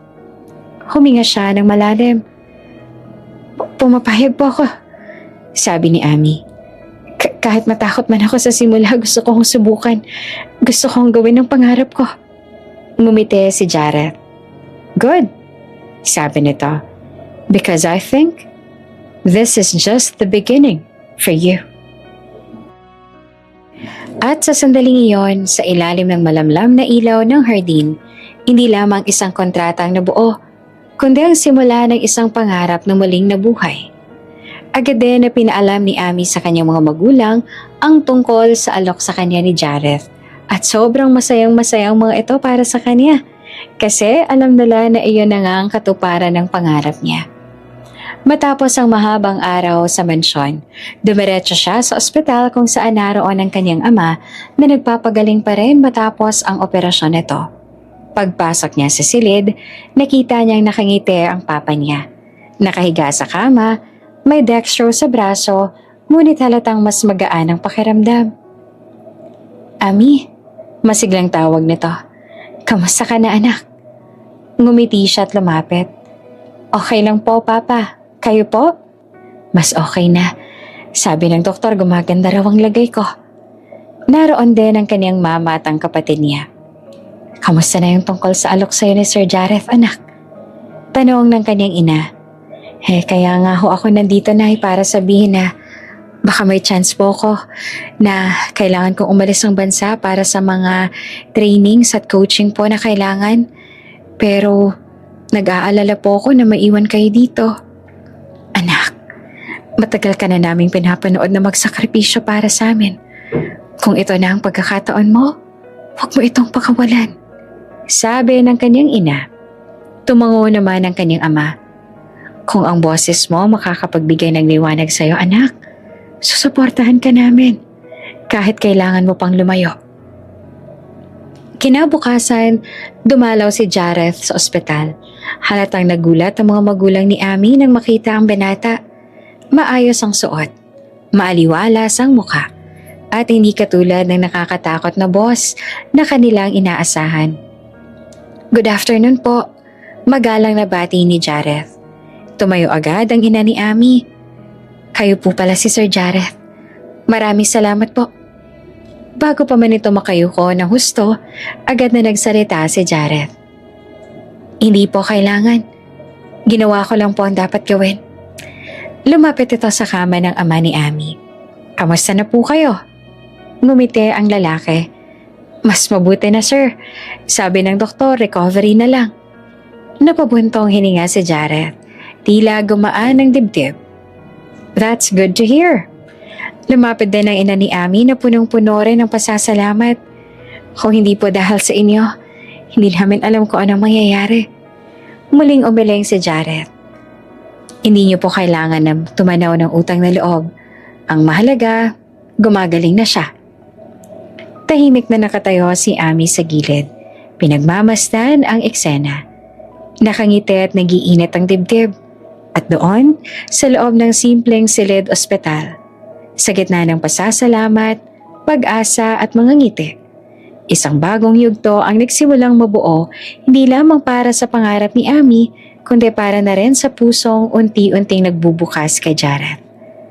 Mula nung araw na pumayag si Ami sa alok ni Jareth, tuluyan ang nagbago ang takbo ng kanyang buhay. Hindi na lang siya simpleng kasambahay sa mansyon tuwing umaga. May oras na siya sa vocal coaching.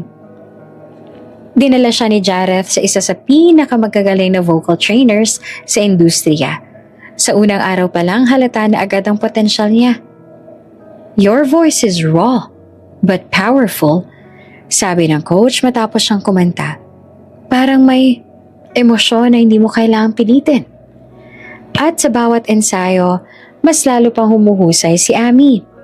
Habang inaayos ang kanyang paghinga, ang tono, ang emosyon sa bawat linya, Ramdam niyang unti-unti nang nahuhubog ang pangarap na matagal niyang pinanghahawakan. Minsan, sa loob ng studio ng coach, narinig niya nagbubulungan ng mga taong nakikinig. Grabe, parang pang-record na talagang boses niya. May star quality siya. Sa bawat papuri, hindi man niya ito pinapahalata. Lumalakas ang loob ni Ami. At sa mga araw na yon, tuluyan ng gumaling ang kaniyang ama. Unti-unting nakapaglakad na ito at bumabalik na ang sigla sa mga mata. Lahat ng pinaghihirapan nila noon ay unti-unti nang nasusiklian ng kaginhawaan. Lumipas ang mga buwan at tumating ang araw ng kanyang unang tunay na recording. Nasa loob siya ng recording booth. Suot ang malaking headphones, hawak ang mic at ramdamang panginig ng kaniyang mga kamay. Sa labas ng makapal na salamin ay nandoon si Jareth. Nakatayo sa tabi ng sound engineer. Tiningnan siya nito sa mata. Seryoso, pero may lambing. I believe in you, sabi ni Jareth sa mic. I believe in your talent. You can do it. Huminga ng malalim si Ami. Salamat po. Tumango si Jareth at bahagyang numiti. Nang magsimulang tumugtog ang instrumental, pumikit sandali si Ami. Naalala niya ang kalsada kung saan siya kumakanta noon. Ang kahirapan at ang pangarap na kailanman ay hindi niya binitawan. Pagmulat niya, nagsimula siyang umawit. Puno ng emosyon at damdamin ng tinig niya. Parang bawat nota ay may kasamang kwento ng kaniyang buhay. Habang kumakanta siya, tumingin siya sa labas ng salamin. Nandoon si Jareth, nakatitig sa kanya. Hindi kumukurap. Ngumiti ito at saka nag-thumbs up. At sa ngiting iyon, naramdaman ni Abby ang kakaibang lakas. Parang sinasabi nito, "You're doing great." Nang matapos ang huling linya, unti-unting tumahimik ang studio. Tapos ay napuno iyon ng ingay ng papuri. Wow! That was amazing! Ang ganda ng boses mo! Nagpalakpakan ng mga staff. Lumabas si Ami mula sa booth. Namumula ang pisngi. Pero nagniningning ang mga mata. Salamat po. Mahina niyang sabi. Imuyo ko ng bahagya. Ngumiti si Jareth sa kanya. At sa loob ng tahimik sa sandaling iyon, pareho nilang alam. Ito pa lang ang simula. Tahimik ang buong opisina ni Jareth ng araw na yon. Sa malaking screen sa harap nila, nakabukas ang music platforms. Spotify, Apple Music, YouTube charts, comments. Lahat naghihintay sa unang opisyal na paglabas ng kanta ni Ami. Pero si Ami, halos hindi mapakali. Paulit-ulit niyang kinakagat ang labi. Mahigpit ang hawak sa cellphone. Sir, what if hindi nila magustuhan? Mahina niyang tanong. What if mali ako? Nakatayo si Jareth sa tabi niya. Hindi ito ang karaniwang malamig at masungit na producer. Napakalambot ng ekspresyon nito. Hinawakan nito ang kamay ni Ami. Hey, mahinahon itong sabi. Tumingin sa kanyang mga mata. Everything will be alright. We believe in you. I believe in your talent. You did your best. Napatingin si Ami sa kamay nilang magkahawak. Unti-unting kumalma ang tibok ng kaniyang puso. Salamat po. Ngumiti si Jareth. Just trust me and believe in yourself. At sa isang click lamang, opisyal nang inilabas ang unang kanta ni Ami. Sa unang ilang minuto, tahimik pa. Pero makalipas ang ilang oras, Sir, sigaw ng isang assistant. Nagtitendo po sa Twitter. Jareth, ang bilis ng streams niya. Thousands, no, millions na. Nagulat si Ami. Ha? Totoo po? Ibinigay sa kanya ang tablet. Nakabukas ang comments. Who is this girl? Her voice is unreal. Ang sakit naman sa puso ng kanta. I cried. New favorite singer. Jareth never fails. Every artist he produces is gold. Nang makita niyang patuloy na pagtaas ng views, hindi niya napigilang mapaluha. Sir, hindi po ako makapaniwala. Ngumiti si Jareth. May kakaibang lambot sa mga mata. I told you, Walang tapon ng talento mo. Sa loob ng ilang araw, ang kanta ni Ami ay pumasok sa international charts. Ginamit sa TikTok trends. Pinapatugtog sa radyo sa iba't ibang bansa. Na-feature pa sa mga music blogs. At kasama ng tagumpay, dumating rin ang mga imbitasyon. Ami, we want you to sign with us. Mula sa isang kilalang agency. Ami, we want you for our brand. Mula naman sa kilalang malaking brand. Ami, would you like to tour in Europe? Hindi naman makapaniwala ang dalaga sa dami ng oportunidad na nagbukas at dumating sa kanya. Si Ami, ang dating street singer, ngayon ay lumilipad na patungong ibang bansa. Kung hindi dahil sa'yo, Sir Jareth, hindi ko mararating to. Tumingin sa kanya si Jareth. You reached it yourself, Ami. I just opened the door. Ikaw ang pumasok. Korea was glowing that night. Tahimik ang kalye, nababalot ng maputing niebe. Ang mga ilaw ng mga cafe at tindahan ay kumikislap. Mahina ang hangin. Sapat lang para igalaw ang buhok ni Ami. Habang magkatabi sila nakaupo ni Jareth sa isang wooden bench sa harap ng isang maliit na park. Walang staff, walang cameras, walang manager. Just the two of them. Suot ni Ami ang isang mahaba at makapal na coat. Hawak ang isang mainit na cup ng chocolate. Si Jareth naman ay tahimik. Nakatanaw sa pag-ulan ng niebe. Ang mga palad ay nasa bulsa ng kanyang coat. Ang ganda. Bulong ni Ami habang pinapanood ang paghulog ng snowflakes. Parang panaginip lang lahat. Lumingon si Jareth sa kanya. Panaginip na pinaghirapan mo. Napangiti siya ng bahagya. Sir, I mean Jareth, thank you for everything. Kung hindi dahil sa'yo, baka hanggang ngayon ay kumakanta pa rin ako sa kalsada. Tumahimik si Jareth saglit bago sumagot. You never belonged on the street, Ami. You belonged on a stage. Napatingin ito sa kanya. And I will always support you. Alam kong malayo pang mararating mo.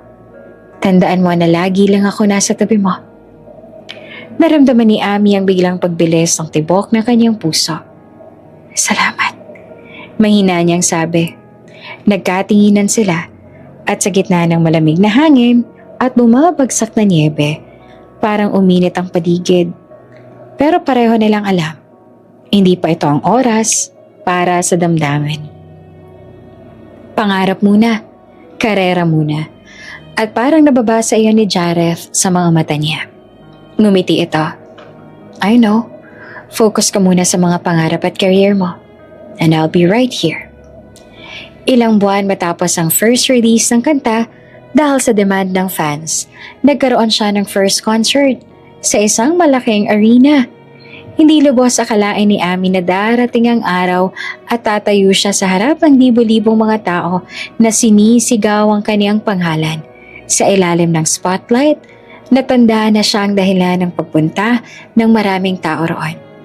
Sinisigaw ng mga tao ang pangalan niya. Nakangiti siya sa entablado. Hawak ang mic. Suot ang isang eleganteng gown. Hindi na siya ang street singer na nanginginig sa lamig. Isa na siyang between. Sa VIP section nakaupo ang kanyang mga magulang. Napaluha ang kanyang ina at kumakaway sa kanya. Anak natin yan. Mahigpit na mga hawak ng ama ni Ami ang kanyang kamay ng asawa. Ngumingiti kahit bahagyang nanginginig. Pangarap niya to. Natupad na. Sa backstage nakatayo si Jareth. Nakapako ang tingin kay Ami habang kumakanta ito. Puno ng pagmamalaki ang kaniyang mga mata. At sa bawat nota na binibitawan ni Ami, alam nilang pareho, ito pa lang ang simula.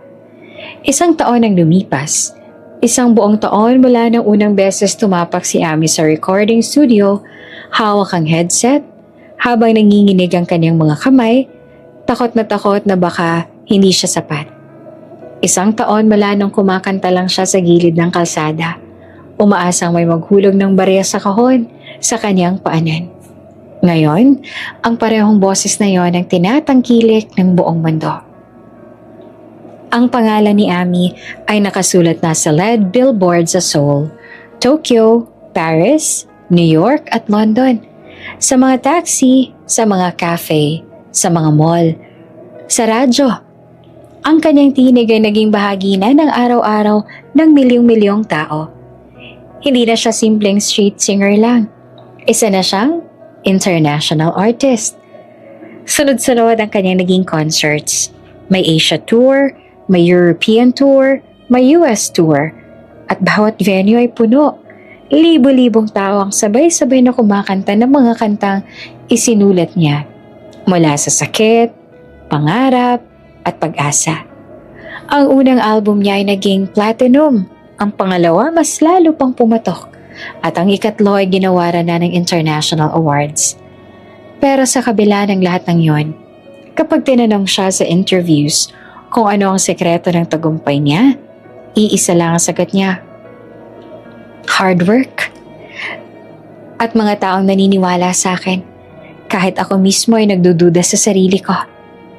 At sa likod ng sagot na yon, iisa lang ang mukha na palagi niyang naiisip. Si Jareth. Isang gabi matapos ang isang sold-out concert sa Singapore, nakaupo si Ami sa dressing room niya. Hawak ang cellphone habang naka-video call ang kaibigan niyang dati ring street performer.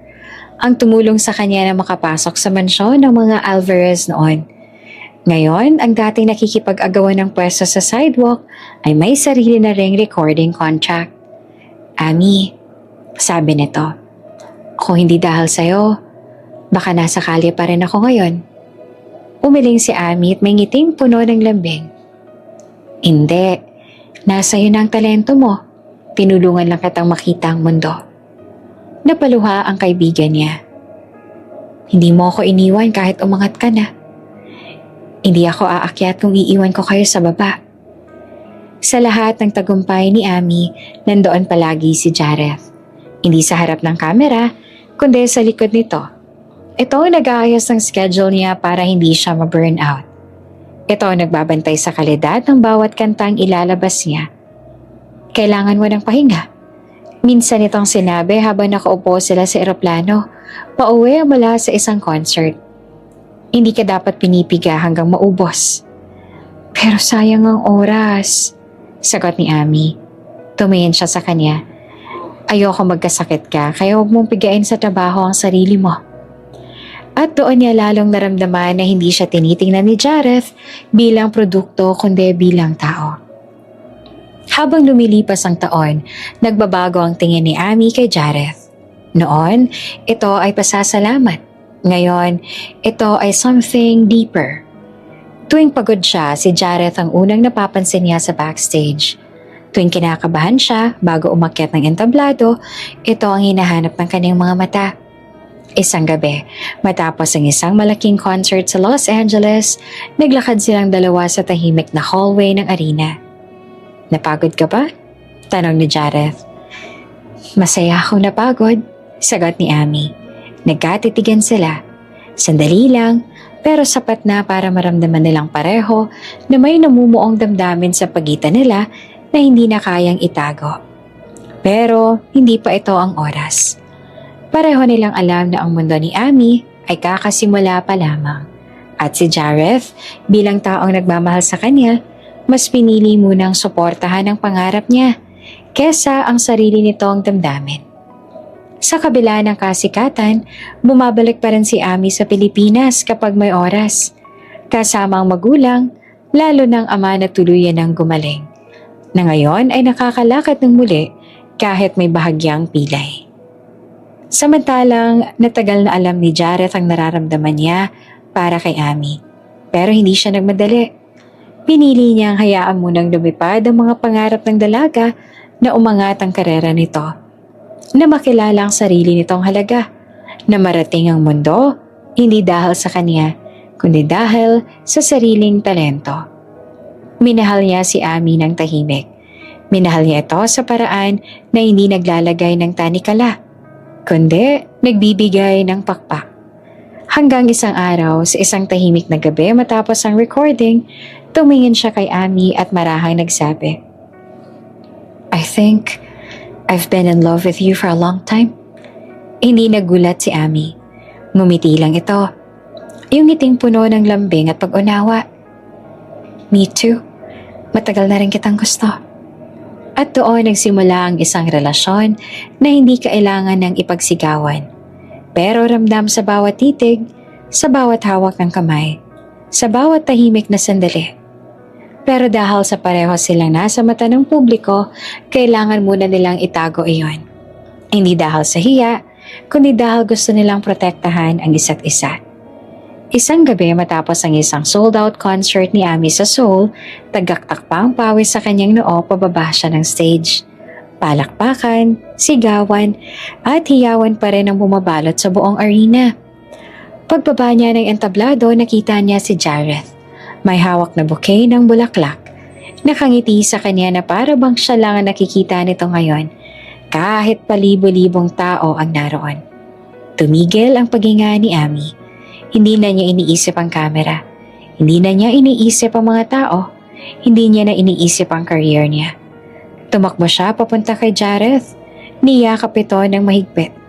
At sa sandaling iyon, parang huminto ang oras. Sunod-sunod ang pag-flash ng kamera. Sigaw ng media, bulungan ng mga tao. Pero wala silang pakialam. Hinaplos si Jareth ang buhok ni Amy at marahang sinabi, "I'm so proud of you." Napangiti naman si Amy. Ang mga mata ay puno ng luha at ligaya. "Thank you for everything." At bago pa siya mag-isip, hinalikan niya ito sa pisngi ng banayan. Pero puno ng damdamin. Napatawa si Jareth. Halatang nabigla pero agad siyang yumakap pabalik. "Oh God, I'm so in love with you."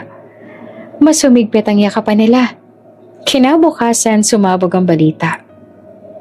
Are they dating? Is this love? Producer and superstar in secret romance? Puno ang internet ng mga larawan nila. Yakap, ngiti, mata sa mata. Pero sa loob ng penthouse, magkatabi si Amy at Jareth. Magkahawa kamay, habang binabasa ang samot-saring reaksyon ng mga tao. May naniniwala, may mga nagdududa, may nanghuhusga, may mga kinikilig. Tumingin si Amy kay Jareth at tumawa. Mukhang kailangan na nating maglabas ng statement. Umiling si Jareth, may malambing na ngiti. Maybe later? At hinigpitan nito ang hawak sa kamay ni Amy. For now, I just wanna be with you. Ngumiti si Amy. Sa kabila ng lahat ng ingay sa mundo, iisa lang ang malinaw sa puso niya. Hindi siya nag-iisa. Hindi na siya nangangarap mag-isa. At ang taong naniniwala sa kanya mula sa simula ay siyang minahal niya. Sa gitna ng liwanag, kamera at mga pangarap, natagpuan nila ang isa't isa. At iyon ang tunay na wakas na hindi kailanman matatapos. Minsan may mga panahong kailangan nating isantabi ang sarili nating mga pangarap para sa mas mahalagang bagay para sa pamilya, para sa mga taong mahal natin, para sa mga responsibilidad na hindi natin maaaring takasan. Tulad ni Amy, minsan kailangan nating huminto, magtiis at maghintay, kahit masakit, kahit mahirap. Pero ang pag-isang tabi ng pangarap ay hindi ibig sabihin na tuluyan na itong nawawala. Ang mga pangarap na tunay na para sa atin ay marunong maghintay. Babalik yung mga ito sa tamang oras, sa tamang paraan at sa tamang tao. Hindi kailanman nasayang ang paghihirap ni Amy. Ang bawat kantang inawit niya sa kalsada, ang bawat luha, ang bawat sakripisyo para sa pamilya, dahil ang lahat ng yon ang humubog sa kanya.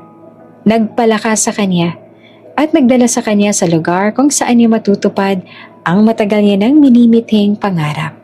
At minsan, sa gitna ng paghabol natin sa ating mga pangarap, may darating na taong maniniwala sa atin kahit tayo mismo ay halos sumuko na. Isang taong hindi haharang sa ating paglipad, kundi siyang magbibigay ng pakpak tulad ni Jareth kay Amy. Kaya huwag kailanman titigil mangarap. Maaaring kailangan mo munang maghintay, maaaring kailangan mong magtiis, maaaring kailangan mong magsakripisyo. Pero kung patuloy kang maniniwala sa sarili mo at sa pangarap mo, darating ang araw na masasabi mong worth it ang lahat. Kung bago ka pa lang sa channel neto, ibang kwento ni Ate Jane, istorya mo, ikwento ko. Huwag kalimutang pindutin ang notification bell at subscribe button. Biglang nagkaroon